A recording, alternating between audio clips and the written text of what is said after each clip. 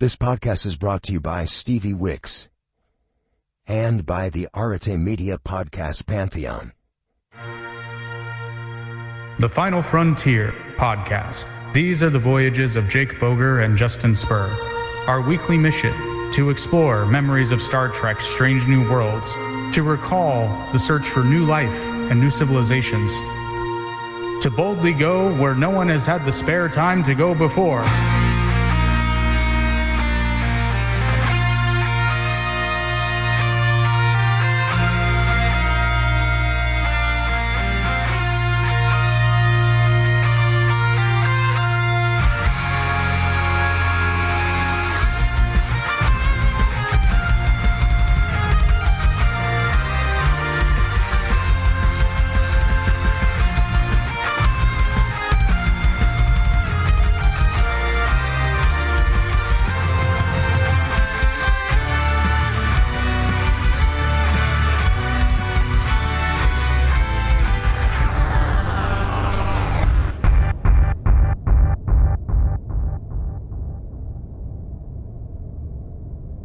Welcome, fellow Trekkies, to the Final Frontier. This week, we're talking about Season 1, Episode 7, What Are Little Girls Made Of? And no, it's not what you think it is.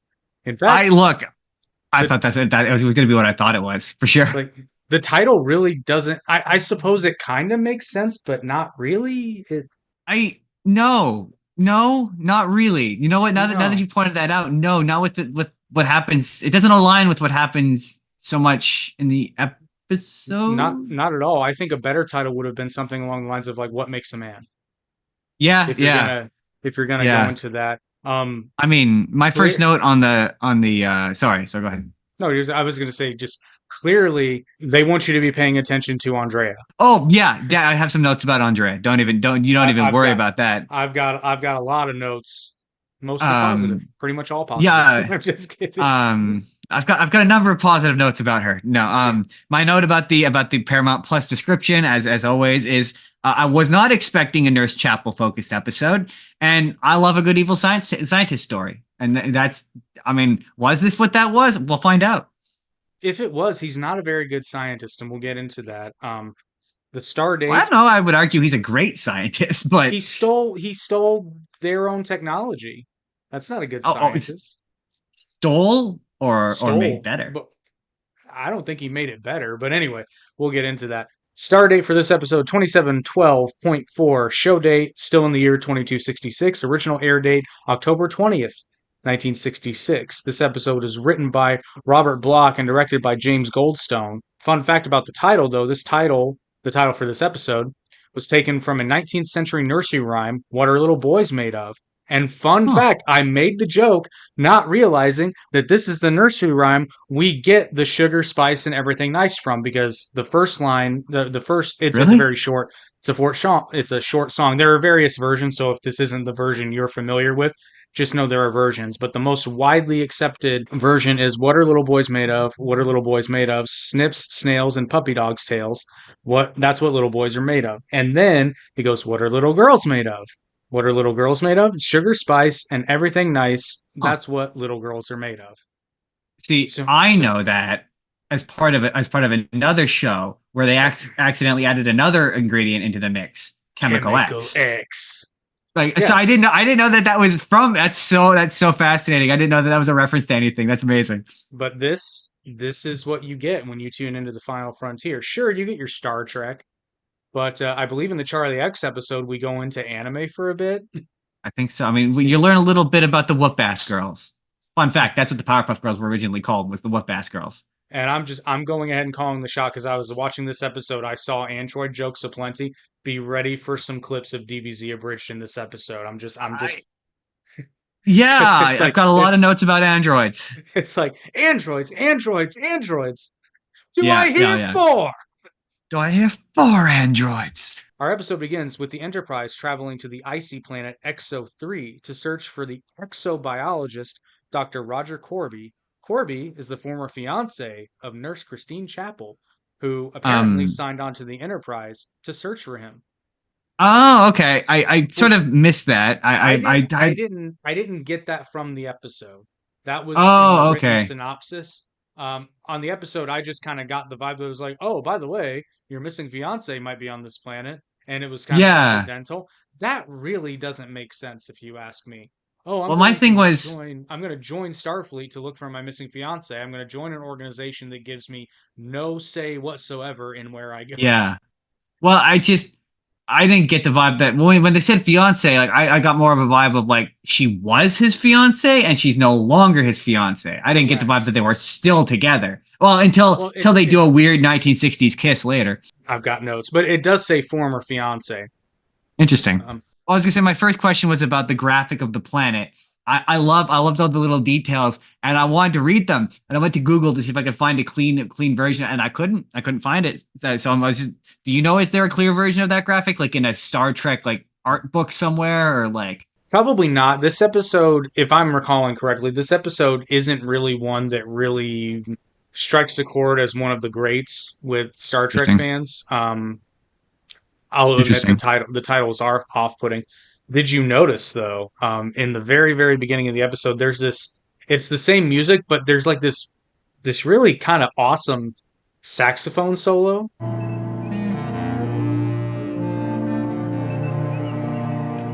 No, They I they didn't. I change didn't it get. they change it up a bit, and I'm just like, which I I'm a noticed some sucker. stuff with I'm a sucker. cinematography this episode. Yeah, there's some different stuff. I am a sucker for a sax solo though, so I noticed it and I was just like, oh.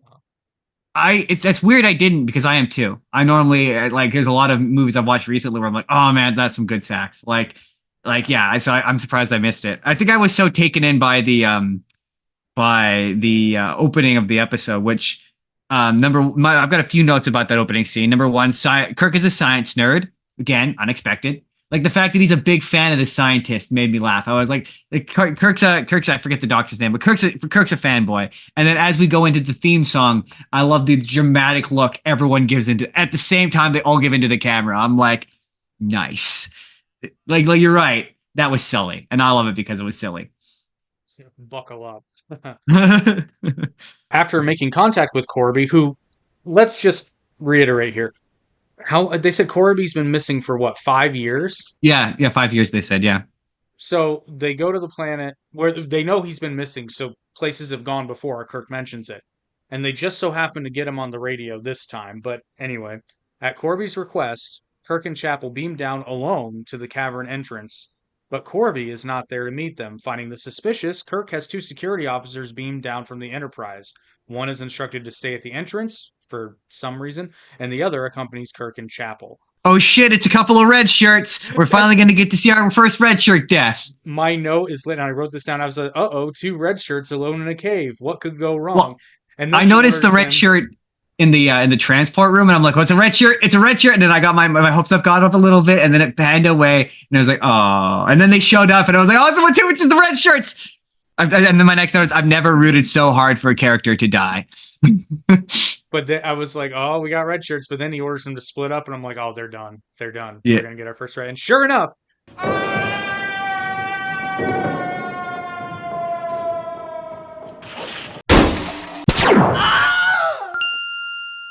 Truman Matthews, played by Vince. I don't know if it's pronounced Diedrich or Dedrick. So Vince Dedrick Sr. is our first ever red shirt we see. Technically, we just hear him killed on screen, but Well, okay, but to be fair, see, I've got a few notes until it's confirmed. I wasn't, because I've had a few close calls on this show. So until we get later, it's not confirmed yet. Like they say he's dead, but he could have survived at the bottom of the ravine. We don't know. We don't know for sure. True. However, I am reminded, and I can't believe and what's sad is we mentioned his name in the second. No. Okay, so no, he's technically not the first death we see, but chronologically, as far as the Kirk crew goes, technically the first person we see die in Star Trek, minus the first pilot, is a Kelso. And I think that's beautiful. Really? That's funny. Another note, when they're still on the bridge, Nurse Chapel asks Spock if he's ever been engaged. Turns out, which Nurse Chapel doesn't know this yet. In fact, only Spock knows this. Spock is engaged. Spock has been engaged since the age of 7. I feel like I knew that bit from, yeah. There's an episode, I believe it's in season 2, called Amok Time, and because isn't she like a massive? Ooh, I'm trying to keep this as PG as possible. Isn't she mean and awful? Isn't that the whole thing? Or am I? Well, she's a Vulcan. I wouldn't call her mean and awful as far as Vulcans go. The problem is she loves another man. So Gotcha. Because I seem to recall something about someone Spock was with, and it was like one of those. Yeah, it's like an arranged marriage thing, and they don't actually like each other. I mean, I suppose Spock likes her as much as a Vulcan could, but she is definitely not down for Spock. Interesting. She's the one. She's the one character who's not down for Spock. They're like, how did he go? And I've got a note. Could it have been the immediately suspicious looking guy? I mean, perhaps. And he's pretty suspicious looking. The other doctor guy comes out and doesn't seem to care at all that someone just fell to their death. Nope. It's almost as if he were robotic. Or I was gonna say in on it, but yeah, that too, yeah. Well, that too. Kirk contacts the remaining security officer and tells him to contact the Enterprise for reinforcements. Which, okay, this is the thing. This is just my manager brain coming out. I hate it. I absolutely hate it. Kirk's already on the communicator. Just tell the Enterprise to send down reinforcements. Don't tell the other guy to tell somebody else to do something. Just do it. Right? Like, especially because he has unless they like can't because the caves block it, and that's why they needed the additional guys there. But you're right. He just could have done it himself. He has before. It wouldn't be the first time exactly. I don't know whether or not to call it a red flag or just the fact that something was up was the fact that they were all wearing the same colored outfits. Like, and I wasn't sure if it was like a uniform thing or what the deal was. But I'm like, they're all dressed. Yeah, that's they have the same color scheme. Is it when you're on a planet you dress similar? Okay, fair enough. On some, it's not as atypical as you think. Which obviously the answer to that is it saves on wardrobe costs. But in universe, it's fairly common sometimes for people to wear the same. If it's not an outright uniform, and clearly for Andrea's, they just ran out of fabric. So I mean, Andrea is immediately putting up red flags, like red flag city with Andrea. Oh, that must be why I was attracted to her. Anyway.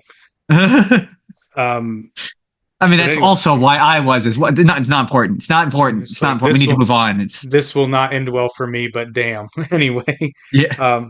A strange creature kills the security officer before he gets the chance. Kirk, Chapel, and Brown find Corby, who tells them the caves were left by an extinct race. So yeah, that kiss between Corby and Chapel, my note literally says, "Hello, sailor." I was just like, number one is, we're doing a big kiss.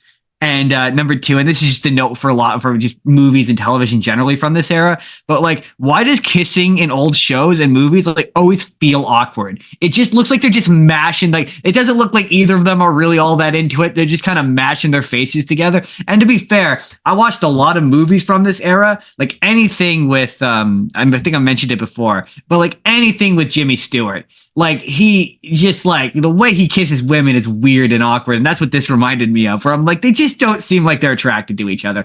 I don't know. Maybe it's just me. There's another interesting kiss later on. There's a few. Yeah. Corby shows Kirk and Chapel machinery to create androids with the help of Rook, which is the big Frankenstein-looking dude. That was a note I had earlier. He reminded me of Frankenstein. Like, generally, he reminded me. With that character in particular. Also, I have a note that says he reminds me of a golem. He really reminds me of a golem. I liked his design. I liked the way he looked, and I liked the way he operated. I've got some further notes later on about him, but I quite liked him. Quite liked him as a character. And I'm actually going to go ahead and take care of this so somebody doesn't eviscerate us in the comments. I mean Frankenstein's monster. I know Frankenstein is the man. I'm gonna be one of those actually guys, because that's what this show is for. Technically speaking, he would be Frankenstein, because as Frankenstein's technical offspring, his surname would in fact be Frankenstein. So technically, he would also be Frankenstein. The Frankenstein without the doctorate. Mr. Frankenstein. Mr. Frankenstein, yeah, exactly. He would just be Mr. Frankenstein. Or Frank, as lots of things like to call him. He's a real down-to-earth fella. Hey, man, if you've ever seen the original movie, he's not that bad a guy.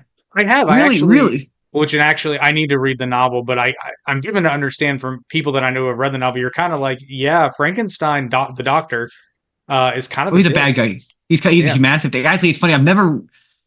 you familiar with the show Wishbone? I love Wishbone. I knew you were going to So say that. Oh, the only reason I've ever read Frankenstein and Dr. Jekyll and Mr. Hyde is because Wishbone released a series of books that dumbed down those stories for kids. So I slowly, and it was more or less a faithful adaptation of that story. Yeah, we did it. I talked about it on my other show. And that show's hilarious because everyone's giving 1,010% and they're acting against a little Russell Terrier. And like the voice actor for the Terrier is giving it his all. And it's amazing. The Frankenstein episode is genuinely good. But yeah, Frankenstein sucks. Actually, what's interesting about Frankenstein really quick is the movie, the first two movies are actually the book split in half. So like all the stuff involving the monster being a misunderstood creature and all that stuff, that's actually in the second movie. Interestingly enough. But yeah, this character reminds me of Frankenstein. Right, especially as the episode goes on, Frankenstein's monster really reminds me of Frankenstein's monster. Like, yeah, so, like even like the later stuff really reminded me of it. Fun fact though, and this you'll go, oh yeah. Rook is played by Ted Cassidy, who played Lurch in the 1964 Addams Family series. Oh, yeah, you're right. Oh, yeah, because he looked like a big dude. That was going to be my question. Is he that big? Or is he being made up to look that big? And in the scenes where he's picking Shatner up, that's unassisted. He's actually picking him up. He's actually no way. Shatner's helping him to a point, but it's something he can physically do. Because we're about to get to that first fight between them, and I've got a bunch of notes on it, and my God, it's kind of amazing. Like just the him lifting him up, and like the choreography. As a lover of professional wrestling, I'm sure you appreciate good I'm like, man, yeah, it's really good stuff. They're really making it look believable. Yeah, that's the vibe I got. Honestly, I was like, oh, okay. He could have totally gone into pro wrestling. They were that good. But with the help of Rook, a still functioning android from the time of the original inhabitants of the planet, Corby has created more androids. One being a beautiful woman called Andrea, and it's like, yeah, android Andrea, I get it. I didn't get that till she said it. After being shot by a phaser, Brown is also revealed to be an android. So I'm pretty sure that's 3 androids do I hear for. And that the assistant was a robot? Oh, I mean, I wasn't shocked. And it is also revealed that Rook had killed the security officers. So we officially have 2 dead Redshirts. Speaking of the fight choreography, we get a random Kirk roll. Yeah, I've obviously have a note about the Kirk roll. It was a Kirk roll, and I was like, that felt unnecessary, but I don't care. It's still fun. I said the fight between Kirk and the big guy is fun. It's a fun fight. Like, it really is. Yeah, the fact that it was unnecessary is what makes it awesome. That is what it did. And my favorite part is he does it, and even he looks like he's like, why did I do that? I didn't need to do that. He does have that look. And then I also have a note when Andrea kisses Kirk and then slaps him, Shatner looks into it. That's all I'm saying. I got a lot of notes about Kirk and Andrea. But my note about Andrea, number 1, I've got 2. My first note is her outfit is very revealing for the 1960s, and it looks like she's cold. If you catch my drift. Well, what's funny is apparently they had to have a sensor on set to make sure, obviously, that the wardrobe was covering, that there was no side boob visible, and that her nipples were not showing, which clearly on the last one, that may have been the wardrobe. It honestly may have been the wardrobe. I had a feeling I'm not gonna lie to you. I rewrote that note 3 to 4 times trying to find a way, trying to find a tactful way to say it. And it must be cold was the best one I could do. It is an ice planet. It is a nice plan. And then I thought, well, it might just be the shirt. And am I gross for pointing that out? I don't know. I was like, this is unusually sexy, not only for this show, but for the era. I think is really because most of the wardrobe on this show has been like varying degrees of this. Yeah. And you haven't really gotten a. Well, and it's also worth noting that the skirts of the Enterprise female crew members are, now granted, they're wearing something underneath them, but those are very, very short skirts. True, that is true. This was the one when she walked in, I went, whoa, this just became a decidedly different show. I went, whoa, this is not for children. Right. Oh yeah, so then I guess where it's revealed she's a robot, so then I obviously wrote down, so Dr. Corbin built a sex robot. Which I love that they actually, so I forget exactly when in the episode it happens, but they clearly knew that's what people were going to, because later on at some point in the episode, the good doctor actually makes it a point to say, because Chapel says something snarky, and he makes it a point to say she's not capable of doing that. And I'm like, well, at least they're acknowledging the elephant in the room. Oh, see, I missed that because that entire scene, it just felt like, but okay, I missed it, but then I don't want to give, once the big spoiler happens, then I'm like, oh, okay, then no, it clearly not. But this scene really felt like it was like, oh, especially with the stop calling me by my first name stuff, like I thought for sure it was like, yeah, he built her to bang. I think he built her. I think he built a sex robot. But speaking of sex robot, the minute she walked in the room, I'm just like, oh, Kirk's gonna kiss an android. It's gonna happen. I mean, yeah. No, so okay. So now that we're talking about the androids, I have a few universe questions regarding androids. So in universe, do androids not exist in this universe up until this point? I'm honestly not sure, because this is the first time that we see androids in Star Trek. It won't be the last. It's kind of implied by the fact that nobody's really shocked that it's a thing that exists. It may not be super widespread, but it's a thing that's been done. I thought maybe that the notion of the transferring human consciousness into android bodies, maybe that, because they all seemed like this was a new thing. So that sort of leads me to my question for that. Is this the technology or this stuff, is that what would become data? Because I know data in particular it was built and created by a particular guy, because I know that he also made an evil data. But is this what would become data? Is that the idea? See, I'm not sure. In universe, I mean. Yeah, I'm not sure. And here's the thing. This is where, if you know, because I'm not going to criticize the episode for this, because obviously they didn't know about the show that would be made 21 years later in the next generation. They can't see the future.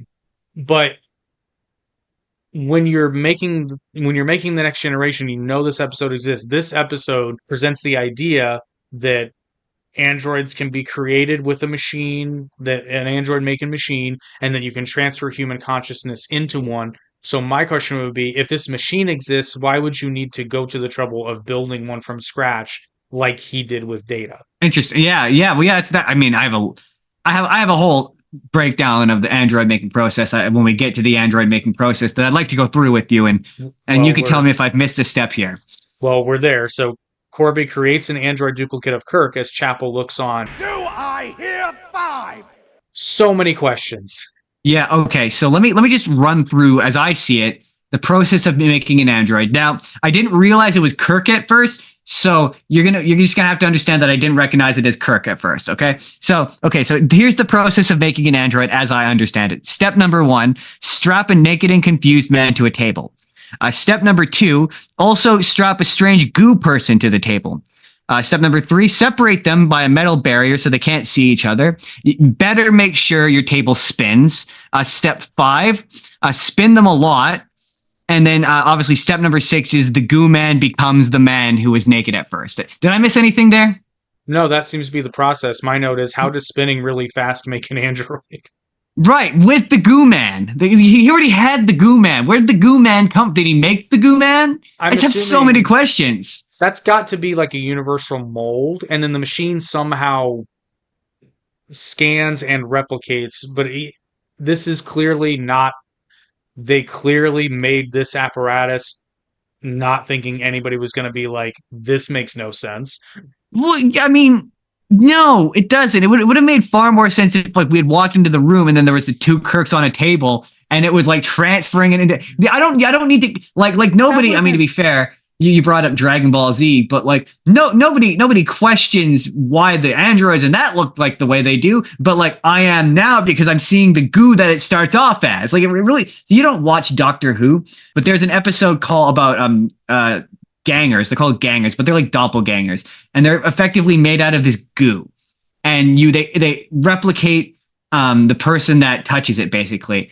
And the idea is this goo does the dangerous shit that you don't want to do, but it pretty much perfectly replicates you. So like the question by the end of the episode is like, who's real? Who's not real? Is the ganger the real person? It has all the memories and it is effectively the same, like made of the same structure. So is he the real? And that's the question of the episode. Whereas this, I'm just like, I'm asking a lot of questions about the goo that's not being answered. Like, especially once you know that he didn't originate this technology. Like, maybe if he had originated the technology, I'd have less questions. I don't know. Well, Because I'm with you. It would make more sense and be cheaper because that spinny table, I mean, would have been rudimentary, but expensive. Yeah. yeah, rudimentary, but it still would have been expensive because theoretically it was motorized because we didn't see anybody, it would have made a lot more sense for them to just walk into a room and see two Kirks with Yeah. hooked up to machines and then one opens its eyes and it's like, I'm Captain Kirk. Which one is the Like, real one? I don't know. did he need to be naked? Was that like an important bit of it? Like, there's just so many of the questions of the process here that are just not answered.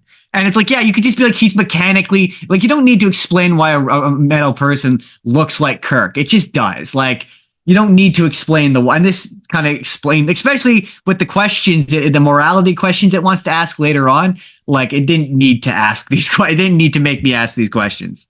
Well, and then I have two follow-up questions, which call into question the longevity of his plan. So it's like, yes, as of right now, it's an exact duplicate of Kirk, but it's an android, so it's not going to age. So if your goal is to like secretly place these androids into society, Yeah. after 5-10 years, people are going to start asking questions. But then again, we still have Tom Cruise and true, but also his plan was to slowly reveal the nature of their existence. So over the course of those 10 years, the people would be, and his idea was to supplant regular people with the android people and pretend that they were normal people, which they're not, which we're going to get into as we talk about Robot Kirk, because I got some thoughts about Robot Kirk. And then second question, if Corby creates androids by duplicating people, what happened to the first Andrea? Or the first assistant as well. My next note is the original assistant dead? Because presumably that's true, but Andrea's existence, because we know where Root came from. He's an original. That was not created by the good doctor, but everyone else has been duplicated. Yeah, he said we. I said she was one of his crew. I mean, you would assume so, but it's never answered. Also, and the implication there is that the original Andrea is dead. Right. And so especially because Ruck is a different design for lack of a better word. He's different than the rest of them. And also, how did he manage to reprogram them? And I don't want to give away the big spoiler yet. We're not there yet. Yeah, but there's a big spoiler coming, and we're going to talk about that because it makes the rest of the episode not make it look a fucking sense. But we're going to get there. But Kirk's personality is imprinted onto the android duplicate, and the real Kirk. As this is happening, the real Kirk imagines himself insulting Spock as a half-breed.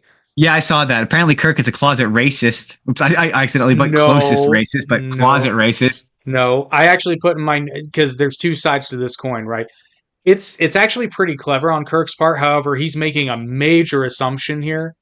He just happens to be right. It's relying on the assumption that the machine copies what's in his mind at that particular moment, not actually mapping out his entire brain and making a copy of that. Okay. If that was the case, that wouldn't work.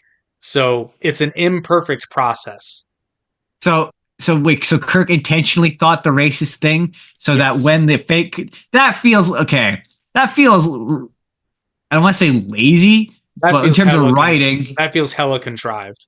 Right. Contrived is maybe the word I would use, where it's like, so I always use this phrase, but I guess it's more that feels like a level of 3D chess. So he had the thought that he's going to take this fake Kirk and send him onto the Enterprise, and I need Spock to know that this isn't me. So I'm going to think a really racist thing so that making a lot of assumptions right now. You know what? I do now that you've said that, the ending of the episode does imply that.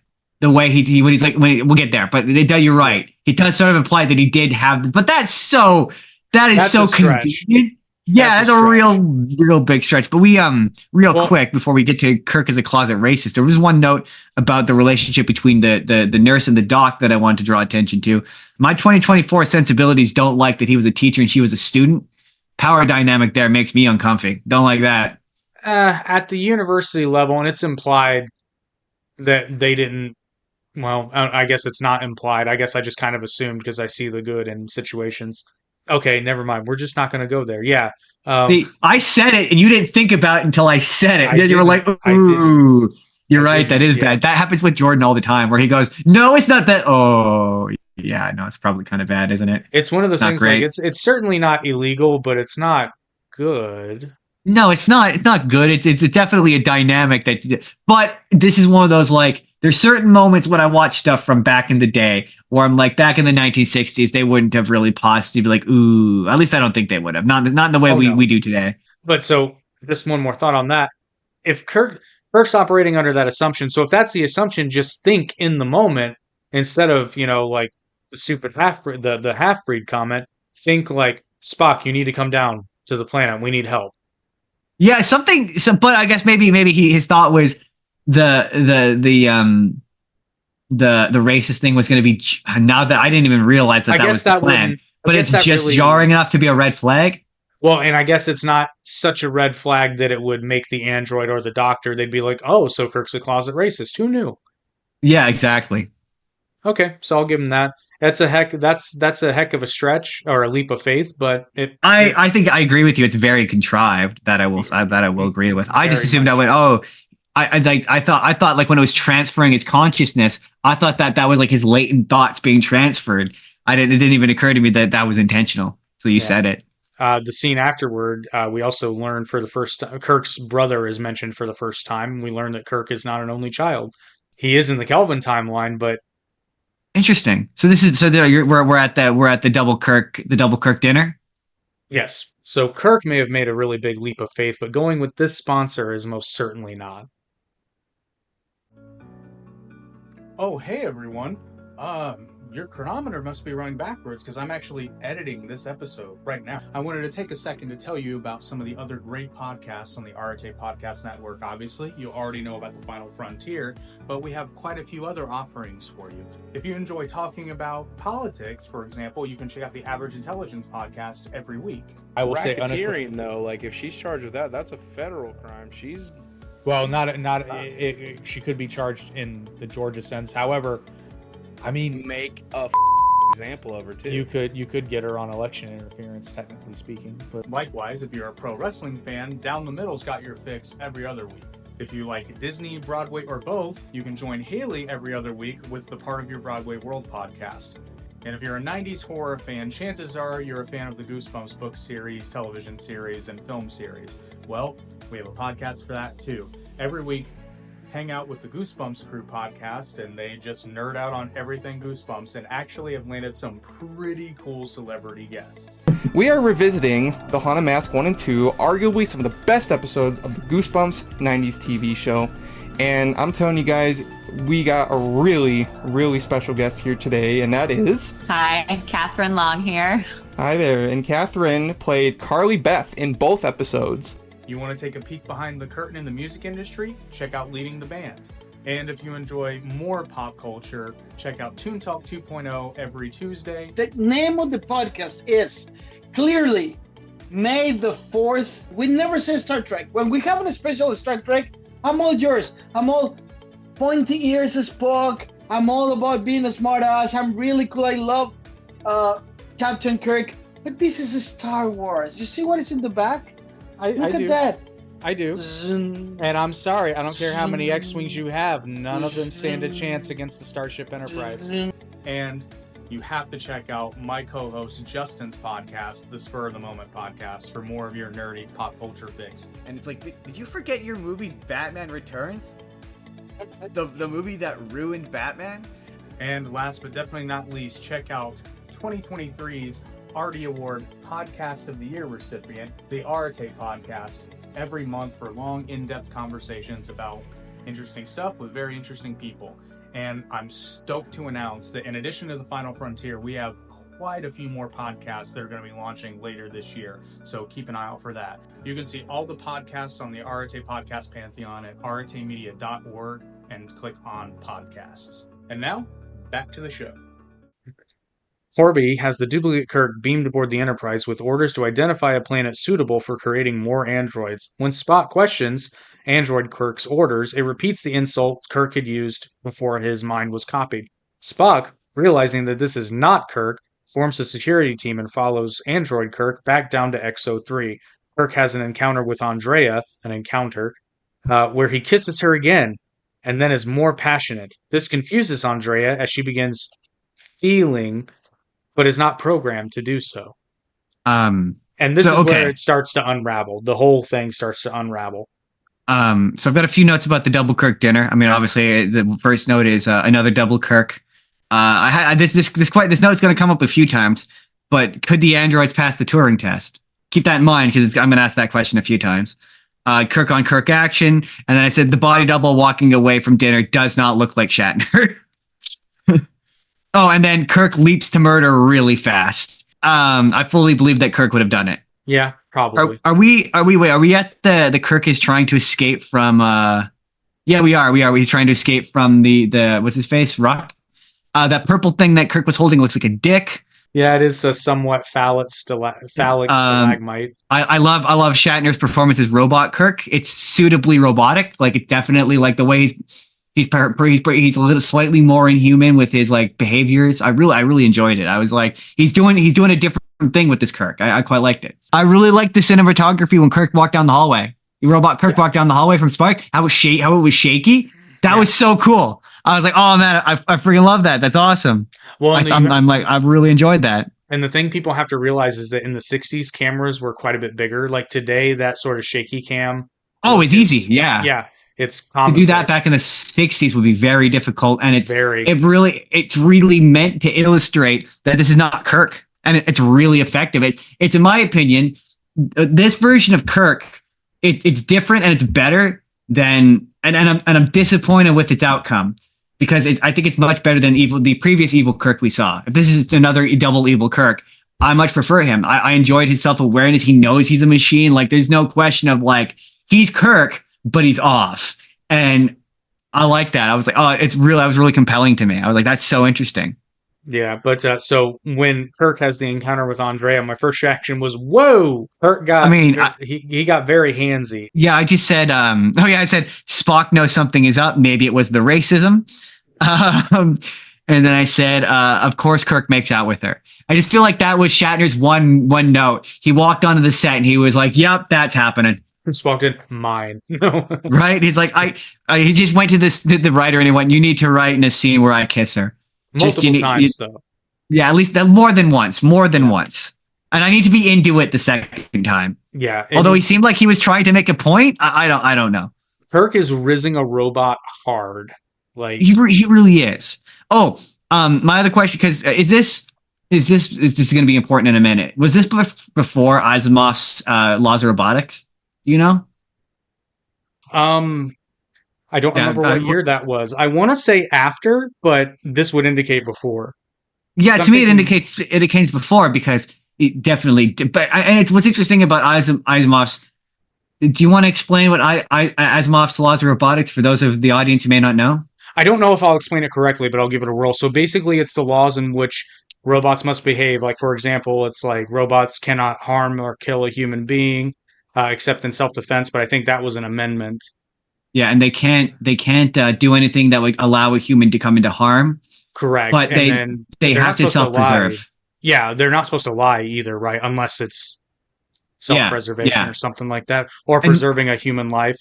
Which I love. I really love that as a storytelling device because I don't. There's probably an academic term for this, but when you give a writer restrictions, to me, it results in a better story. I tend to agree. Yeah, because it would be very easy. It's very easy to just be like, oh, a man killing robot. But when you have laws that govern them, and then you get great stories like iRobot, because that's at the center of and the Matrix too, because that's how. Yeah. That's how it starts out. The Animatrix is a fantastic. Yep. I guess. And what's interesting, sort of, yeah. It's an anthology. What's interesting about it's an anthology. Well, it's a that's what I'm looking for. Yeah, anthology is the best one I could think of. I quite like the Animatrix. That was good. But I thought it was great. Most stories involving robots in the modern age, post the laws of robotics, always use the laws of robotics. It's very strange. It's a pretty consistent storytelling device that most stories involving. So that's why I went, does this, because these characters violate them a ton. So I'm actually gonna look this up for everybody. When was this? Oh, okay. So this was post. The best known settlers are Isaac Asimov's 3 Laws of Robotics. These were introduced in his 1942 short story Runaround. Oh, no Although kidding. they were foreshadowed in earlier stories of his, but they were codified in that book. They are: one, a robot may not injure a human being or through inaction allow a human being to come to harm. Two, a robot must obey the orders given to it by human beings except where such orders would conflict with the first law. And three, a robot must protect its own existence as long as such protection does not conflict with the first or second laws. Like RoboCop, for example, his Precisely. directives are pretty much the laws of robotics. Yeah. Yep. Like it informs a lot of robot storytelling going forward. That's such a good point. Thank you for bringing that up. That's a very good point. My answer to that would be, since this is clearly after, obviously the writers of the show were just ignoring it, but in Yeah. universe, you just make the case that the doctor's a renegade, and so his androids would have never learned the laws of robotics. Well, sure, and to be fair, ultimately the point of it is that they went I forget what the thing is in iRobot, but Skynet, for lack of a better word, like or even to take it to the Orville, they become the spoiler alert for the Orville, the Kalon, yeah. So I don't like giving that one away because that's a really good twist, and you should not know that twist when you watch the Orville. Such a good twist. Oh, I remember that episode. I was like, I love it, I love it, I love it. I did not see it coming. It was kind of brilliant. In one episode, they turned Isaac from a comedic Spock ripoff to one of the most engaging characters on the show. Yeah, they remind me of, again, I know I keep going to Doctor Who, but they remind me of the Daleks in the sense that they're very silly looking, they're very dumb looking, but they are some of the most frightening science fiction creations I've ever seen. Like they're genuine. But this Ruck's story reminded me of that. Where it was like, yeah, they took a lot of shit, and then eventually they just snapped, and they were like, "No, I'm not taking no shit." That, and yeah, the idea that humans are their own worst enemy, and we need that a machine will always kind of eventually logically come to that conclusion. That idea, that's pretty common science fiction idea. Another note I have: Sherry Jackson, who plays Andrea, said in an interview that, this is where I was talking about. They had a sensor on set to make sure their costume fully covered her breast and side cleavage was not visible, but she also said of William Shatner, quote, "I must say, when he kissed me on screen, he really kissed me." Yeah, you could tell. No, you could tell he was just a little too early. It's a little too into it. Well, and apparently he grabbed her arms so forcefully that when they let go, his handprints were visible for a little while too. Of course he did. I mean, I was just like, wow, okay, yeah. There's some PG to PG-13 stuff happening in the last few episodes. I'm saying that it starts out fairly innocent and then it just escalates so quickly. It's just like, whoa. Andrea encounters the Kirk android when it returns to the planet, thinking it's the real Kirk. She destroys him when he refuses to kiss her. And I'm like, I thought Robot Kirk's ending was anticlimactic. I was disappointed by that. I was like, this is where it starts to unravel and not make sense. But the immediate reaction I had was, well, androids don't take rejection very well. Right. But yeah, that was my thing. I was just like, oh man, I wanted a big confrontation between the two Kirks. Like, I don't know, just him just getting unceremoniously lasered to death. I was just like, well, that's not very exciting, is it? That's not very interesting. Especially because this had such interesting questions to ask about a robot. Like, it was asking all these interesting questions about Robot Kirk, and then he just kind of dies. And I was like, well, I kind of wanted him to get away a little bit. It would have been really interesting to have him somehow escape and then come back again. That would have been fun to watch. Maybe he and evil Kirk from The Enemy Within get together and conspire to take out the real Kirk. That would be kind of, or even if him and when we eventually get to Mirror Universe Kirk, if him and Mirror Universe Kirk would team up, he joins in on the action too, or maybe if maybe Mirrorverse Kirk has his own Robot Kirk, and in his universe he took Robot Kirk with him. I smell a fan fiction. That would be badass. I mean, I love a Mirror Universe. They're always fun to play with. The real Kirk convinces Rook that Corby is a threat to his existence. Rook begins to recall the clash between the old ones and the androids that led to a civilization's demise centuries before. So I wrote, Skynet before Skynet?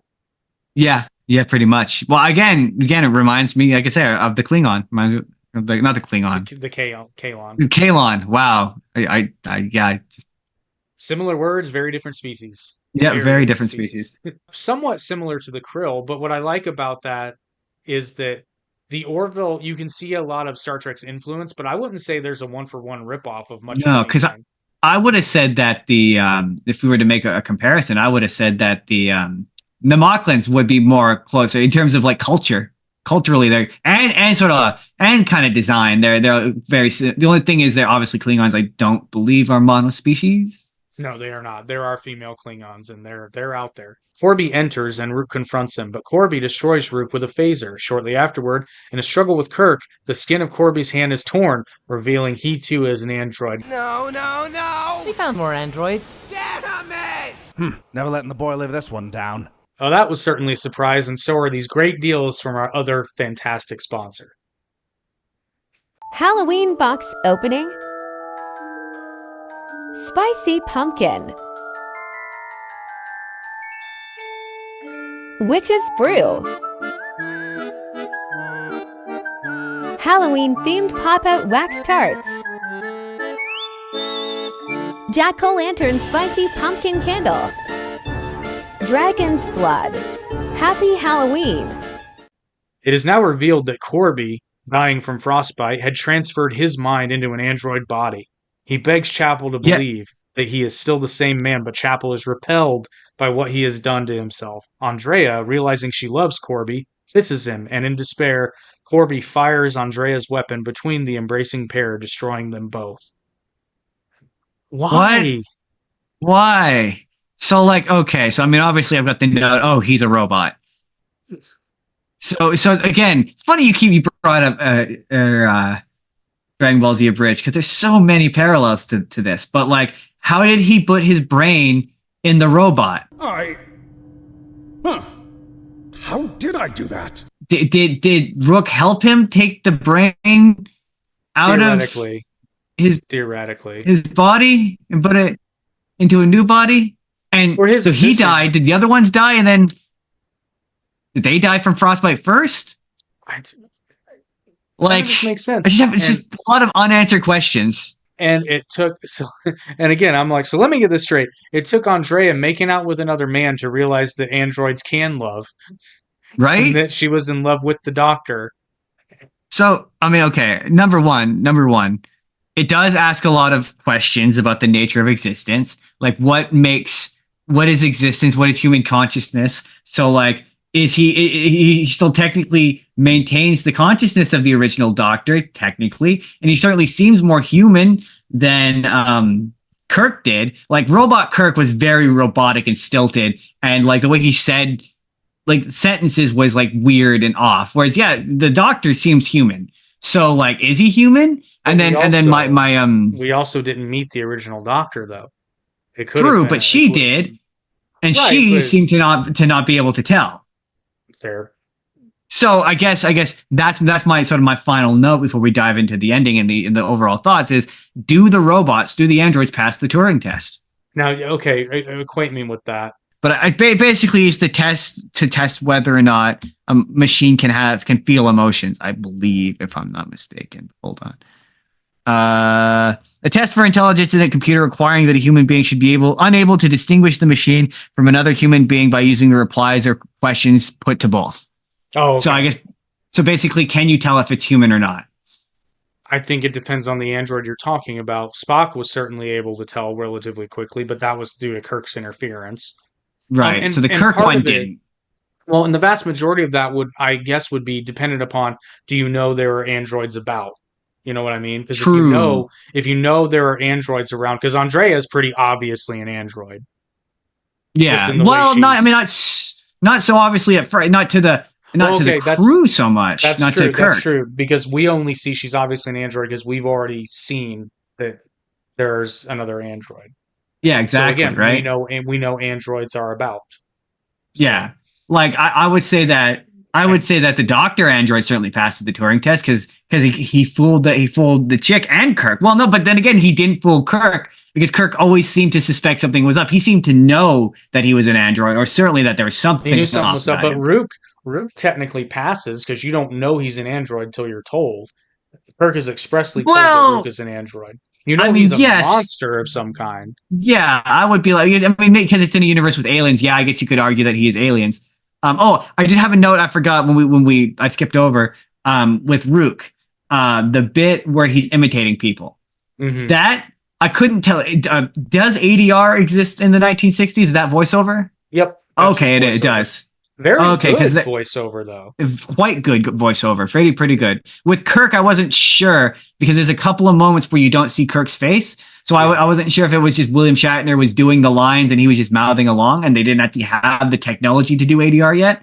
But then he started doing women, and I'm like, okay, then maybe it is just voiceover. But then I had the thought, oh, maybe they're also just offset, just off camera, doing the lines, and he's mouthing along. Well, but the easiest way to do that though would be to record the lines first and then play them on set so he can get a feel for the tempo. So True. You'd pretty much have to do ADR because I don't know if you've ever tried this. If you try to do like film student ADR, which is having somebody off camera saying the lines and then having somebody try to mouth along, It never works. Yeah. It's very difficult and it never works.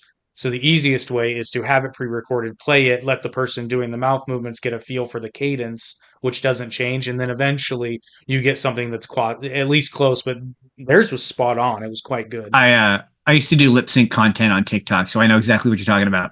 yeah, it's way easier to mimic something that's already been recorded. And the other note I had after after the doctor shoots himself in Andrea, I'm like, now that is fear of commitment, right? I'm like, why do you have to take her with him? For real, just do it yourself, you son of a bitch. Yeah, right. He's now we never selfish. Now we never get to see Andrea or her gorgeous side boob ever again. Right. Right. I mean, he's denying the world a very, very beautiful android who apparently is not a sex robot. She's totally a sex robot. It's definitely a sex robot. And that's maybe his protest. But then I had the thought after it was revealed he was, and I'm like, well, maybe not. Maybe he wasn't like he. I mean, maybe. So this might be one of Gene Roddenberry's deep-seated sexual fantasies making it onto the script page again. It could be. I would believe it. I mean, it sounds like he had some fantasies regarding this particular actress. He certainly seems like he has a thing for women not saying no. Who can't say no? Maybe. I think that's a more accurate. The thing for women who can't say no? I never met the man. I wouldn't presume to. Is he still alive? He's still alive, right? Gene Roddenberry died. No. When did Gene Roddenberry die? That's a. Now that you said that, I feel like I knew that because he was a real wasn't he like a real tyrannical influence over the franchise, and like once he died, they were allowed to do more stuff creatively. Or am I mistaking that? He died in 1991. Oh yeah, I know he died. Now that you say that, yeah, I feel like I knew that he died during Next Generation because he only wrote like the first season. I think. No, he was involved with Next Generation as well until his death. Yeah. But they were still making that show when he died, right? Correct. Yeah, because he died in 1991. Yeah.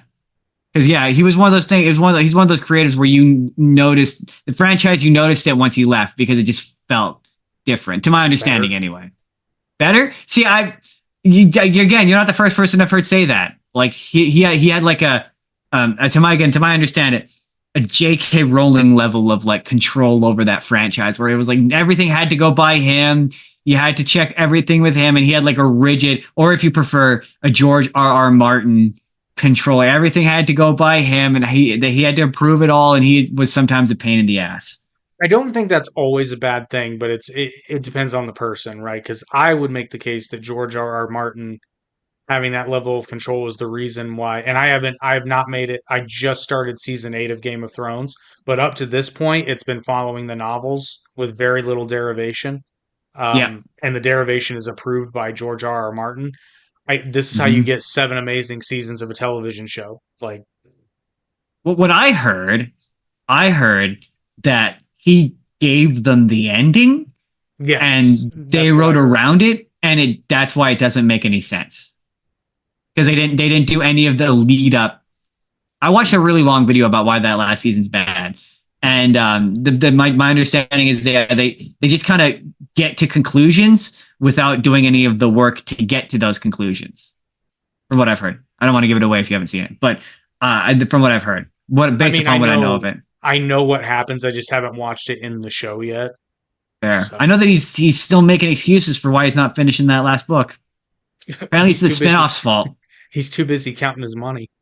Yeah, I heard some people say that he's waiting to die, and then he'll release it posthumously, so no one shits on him for having a bad ending. Ooh, maybe. I don't know. Spock arrives on the planet with the security force, but finds the crisis is past. I actually laughed when this happened because I was like, then why did he even bring Spock in the first place? Right. It's like, way to show up 10 minutes late, Spock. Come on, man. Get your shit together. For real, what were you doing? You said assembled a security team to beam down after the captain. The captain had been down there for a solid 30 minutes. True. What are you doing? What are you doing? What are you doing, Spock? Because of you, we lost Andrea and the Doctor. We lost Andrea and less importantly, the Doctor. I mean, the Doctor was there. He was there. We didn't really care, but I mean, we lost Andrea, Spock. I mean, Kirk and the nurse didn't care anymore. He wasn't the Doctor. And we're like, he's not the Doctor. We don't care. A lot of android cruelty in this episode. Yeah. When Spock inquires about Dr. Corby's whereabouts, Kirk replies, Dr. Corby was never here. Chapel decides to stay on with the Enterprise and finish out her tour of duty. Spock tells Kirk about his dismay of using the term half-breed to warn that something was wrong. The captain says he will remember this should he find himself in a similar situation. Yeah, see, once you said that I didn't get that was supposed to be a hint that he did that. I just thought he was upset that he said a space racism. I'm like, I'd be upset if my captain said a space racism. Well, as often as Spock pokes fun at humans, it's kind of, I'm not going to say it's deserved because racism is never deserved, but I mean, it's a little tit for tat, don't you think? fair game, I suppose the argument could be made. Yeah, I guess. My overall feelings of this episode, and we talked about this before we started recording, but I didn't like this episode at all. I didn't like it, and not least of which being no Bones, no Scotty, no Sulu. Oh, you know what? You're right. It does lack Sulu, and it does lack Bones. To be fair, I'm discovering I'm a big fan of a double Kirk. So that I think that blinded me. Me to. It does make up for it, but you're going to have an episode about androids without your chief engineer or your science officer. Yeah, that's a fair point. Yeah, that's a fair point. And also I like the questions it was asking. I just didn't think, and to be fair, I think this is a general theme I'm finding with this, is it doesn't go far enough, and that might be the limitations of the storytelling of the era. But I'm like, yeah, there's enough there with the androids and the questioning what exactly are they, like how close to humans are they, especially at the end with the Doctor, and you find out he's an android. It's the story stuff. It makes the story not make any sense retroactively. Where you're like, wait, but why? Surely there were better captains. Like his plan just seems not well thought out considering he's literally a machine. But like the bits where he's trying to like say his feelings and he's like, I can calculate, that was really effective. I was like, that was really good. And like I say, I really liked Robot Kirk. Which that would explain why he committed suicide, because he realized that he is in fact not a human anymore. He is in fact a machine. But it flies in the face of what's happening to Andrea. Yes, you're not wrong. Now at least thinks she's feeling. Whether or not it's genuine is another question, but she at least perceives it. And I think that's, as scientists, if that's indeed what they are, is that not worth exploring? Like to take her with them and like explore what she is like. Like, no, you're not going to make it anymore, but it certainly, from a scientific perspective, would help you understand the idea and nature of consciousness. It's the same thing with in previous episodes with the human zoo, and it's like surely someone in the Federation, Starfleet, whatever, is going to want to study this and figure out what's happening here. Study this phenomenon. So like this is another one of those. I don't know. Kirk not making great, but also to be fair, Kirk just kind of reacts in the last little bits of this episode where he's just kind of there. Yeah, like unfortunately, the problem kind of solves itself. Unfortunately, it's a trend, at least in these first couple of episodes, with the exception of the Naked Time. The issues do kind of tend to resolve themselves. Yeah. I guess where No Man Has Gone Before, Kirk is at least an active part, even if he's not the sole reason. True. But yeah, most of these things just kind of, Charlie X is resolved by itself. Yeah, it seems like a problem that didn't need the Enterprise to be solved. I mean, I understand that like there wasn't enough like if maybe there was more of if they had gotten on the ship, the fact that it was like going back and forth between the ship, if this had taken place on the ship and they had gotten on the ship somehow, the androids are trying, like the Doctor beams them up and they're starting to take control. Yeah, then all of a sudden it becomes quite a bit more perilous. At any point, Kirk could have been like, beam us up. Exactly. Or if they maybe had replaced more crew members, like instead of killing the Redshirts, replace them with androids and then get them on the ship. Like that actually would have been that could have made this a two-parter and been a lot more interesting. But again, we've got like 60 years of hindsight. Yeah, I know. I try not to do that, but I try not to be like, this is how I would fix this 30 or 40-year-old, 50-year-old show. I think you can do that. You just have to acknowledge, because again, DBZ Abridged, all the jokes are so funny because you have 20 years of hindsight. Exactly. You know? Yeah, you are capable of going back and being like, yeah, I but also like I try when I'm thinking of something critically, I try to put myself in. I always try to look at like what do people think of this in a contemporary sense.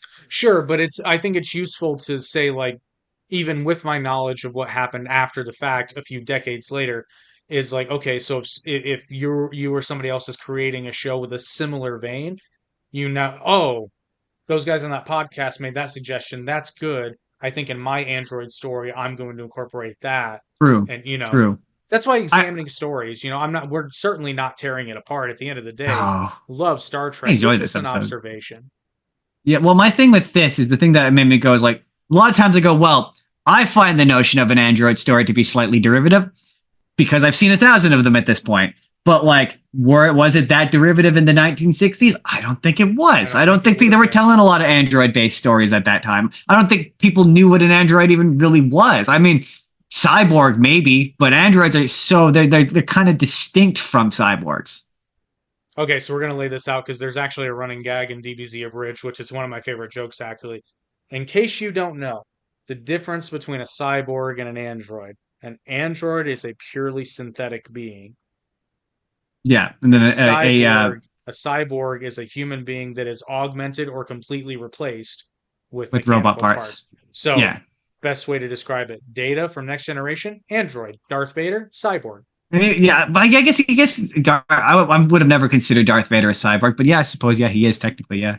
Well, so the running gag in DBZ Abridged is that it's not Android 17 and 18, it's technically Cyborg 17 and 18. And then 16 is technically the only android. 16, 13, 8.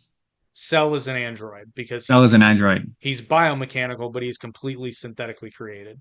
I am purely biomechanical, unlike my brother and sister, Cyborg 17 and 18. We call them androids. Well, good for you, you're wrong. Yeah, that's a very funny running gag. But then when they do History of Trunks, they refer to them as cyborgs in the whole thing. And I'm just that's comedy. Yeah, that's the thing where it's like, I didn't realize it. And yeah, when I was a kid, I didn't realize it until I was older. I was like, oh yeah, no, they are technically not. They're not androids. It was the moment, and I don't think it's in the show, like the actual show. I don't think they ever said. I think it was in one of those like magazine interviews he did, where he said what their names were, and then it was like, oh yeah, they were kidnapped by Dr. Giro, and that's where all that stuff comes from. I don't think it's actually in the show proper. It is, but after the fact. And the thing is, you can only make the cyborg androids joke if you know that, which when it was in the manga and anime stages, they were referred to as androids. And this is how good the joke is again. When Trunks first shows up, if you haven't seen Dragon Ball Z, I apologize. But when Trunks first shows up in the show, in DBZ Abridged, he starts describing them, and Goku's the one who goes, androids? And then Trunks actually says, technically they're cyborgs. And then Goku just goes, androids. And that makes sense when in the prime timeline future, when they face the androids the first time, 19 and 20, they're actually facing androids. Yeah. Fun fact actually about the time travel and real quick. It's implied that the Trunks that goes back to, if you pay attention to the actual Dragon Ball Z, it's implied that the Trunks that goes back to tell Goku, that's not the first Trunks that went back in time. That there's another Trunks that he went back in time, got the blueprints for the androids, didn't actually talk to them or encounter them, went back to the future, gave Bulma those blueprints, and he defeated his androids. And that's the Trunks that Cell kills to go back in time. So it's a separate Trunks, yeah. Yes, that is. I never picked that up the first time I watched the show. I was like, oh, that blew my mind this time. We disagreed on this episode, and again, not in any sort of animosity, because we're very good at disagreeing while still being friends. But and I admit it. I knew, I was like, Justin's gonna love this episode because Justin likes the silly. I love the silly. I don't. I like the serious. I can do comedy, but the overly silly, I'm just not as big of a fan of. But okay. Wrapping up, what about it did you find to be? Because we didn't really touch on it. To wrap up, what did you find about it that was like overly silly? Like, what about it was overly silly for you? Just the premise and the fact that this is another one of those episodes where, in order for it to happen, there's a lot of contrived stuff where everybody at some point in the story, everyone who's the focus has to be an idiot at least one point in the story. Okay, that's fair. That is fair. I do get that. Like, they have to do things that are very, very dumb, uncharacteristic, like, and at the end of the day, if they can beam somebody down, they can just beam somebody up. So when the Doctor requests Kirk come down alone, that's a massive red flag for me. Yeah, it should be for Kirk too. I mean, he was kind of like, well, all right. But to be fair, he did land and immediately was like, something's off. Send me 2 red shirts. He should have said a gold or a blue shirt. They would have been fine. It was like, yeah, something's off. Let's go deeper. You know? Yeah. Okay, fair. That is fair. And then just the Kirk's answer to beating the androids is, I'm going to make them feel emotions. Yeah. My thing with it is he's just quick to murder. It's just quick to murder. He's just like, I'm going to make her so horny that she's going to question her very existence. Yeah. Actually, there is a bit of Gene Roddenberry in there, because there's a line that Andrea says to Nurse Chapel that I'm just like, this is a straight up lesbian fantasy coming onto the page when he's like, when Andrea's like, I've been programmed to pleasure you too. And I'm just like, this is a lesbian fantasy. Yeah. But one highlight of this episode, we got our first Redshirt fatalities. We are now at 2 to the list. And boy, I mean, they're not playing. We're gonna be going at breakneck speed now. I can assure you. I feel it. Yeah, I feel it in my bones. I feel like we're gonna get at least one an episode from now on. On the whole, there's gonna be a handful where we don't, but we'll see if we get one next week when we go over the episode simply titled Miri. Until then, live long and prosper. Watch Star Trek and watch The Final Frontier.